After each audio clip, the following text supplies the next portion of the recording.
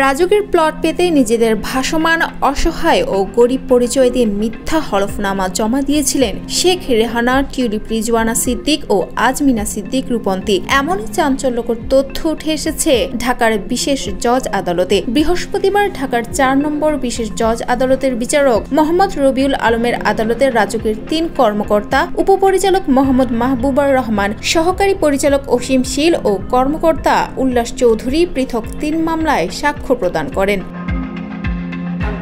তাদের সাক্ষ্য অনুযায়ী আসামিরা একাধিক বাড়ি ও প্লটের মালিক হওয়া সত্ত্বেও নিজেদের দরিদ্র দাবি করে রাজুকের প্লট বরাদ্দের জন্য আবেদন করেন। মামলার রাষ্ট্রপক্ষের আইনজীবী ও দুর্নীতি দমন কমিশনের প্রসিকিউটর খান মোহাম্মদ মইনুল হাসানের লিপন বলেন, ৩টি হলফনামায় মিথ্যা তথ্য উপস্থাপন করা হয়েছে। তাদের নিজের বা তাদের পোষ্যদের নামে কোনো সম্পত্তি নেই এমন মিথ্যা দাবি করা হয়েছে, অথচ তাদের ঢাকায় এবং ঢাকার বাইরেও একাধিক বাড়ি ও প্লট রয়েছে।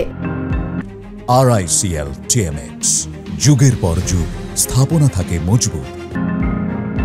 প্রসিকিউটর আরও বলেন, জব্দকৃত ডকুমেন্টে ৪৪টি তথ্য রয়েছে, যার মধ্যে তাদের জীবন বৃত্তান্ত, জমির মালিকানা ও অন্যান্য গুরুত্বপূর্ণ তথ্য রয়েছে। তারা নিজেরা গরিব, অসহায়, ভাসমান মানুষ হিসেবে দাবি করে বলেছে তাদের কোনো ফ্ল্যাট নেই, সেজন্য তারা রাজুকের প্লট চেয়ে আবেদন করেছে।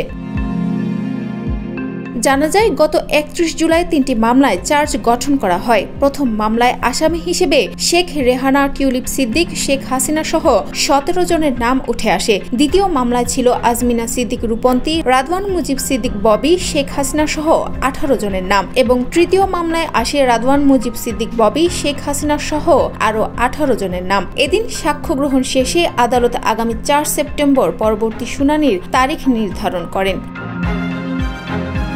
আদালত সূত্রে জানা যায়, আসামিরা পলাতক থাকায় তাদের পক্ষে কোনো আইনজীবী উপস্থিত ছিলেন না, ফলে আসামির পক্ষ থেকে জেরা করা হয়নি এবং তা বাদ রাখা হয়েছে। এই মামলাগুলো ২০২৫ সালে ক্ষমতাচ্যুত প্রধানমন্ত্রী শেখ হাসিনা ও তার পরিবারের সদস্যদের বিরুদ্ধে দায়ের করা হয়। অভিযোগে বলা হয়, তারা ক্ষমতায় থাকাকালে প্রভাব খাটিয়ে রাজুক থেকে প্লট বরাদ্দ নিয়েছেন এবং এজন্য মিথ্যা হলফনামা দিয়েছেন। এখন পর্যন্ত মামলার সাক্ষ্য প্রমাণ পর্যায়ে রয়েছে, তবে প্রথম কয়েকজন সাক্ষীর বক্তব্যে মামলার পক্ষে গুরুত্বপূর্ণ প্রমাণ পাওয়া গেছে বলে জানিয়েছে দুদক।